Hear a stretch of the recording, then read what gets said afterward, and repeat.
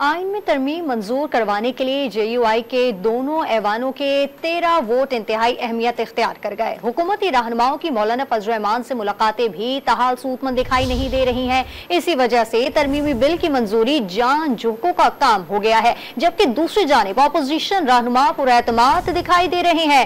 ذرائع کے مطابق JUI نے مسودہ تمام جماعتوں کے سامنے رکھنے اور سمجھنے کے لیے وقت دینے کا مطالبہ کر دیا۔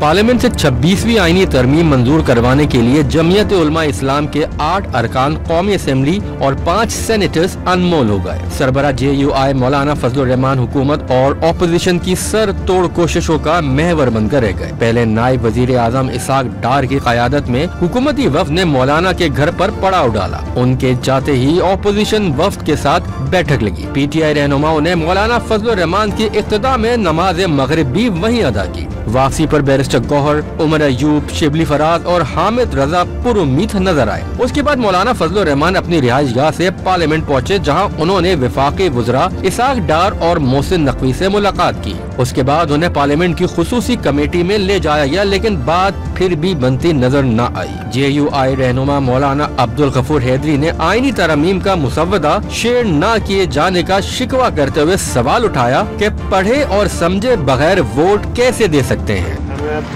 تک وہ بل نہیں ملا جو آپ کا ترمیمی بل ہے،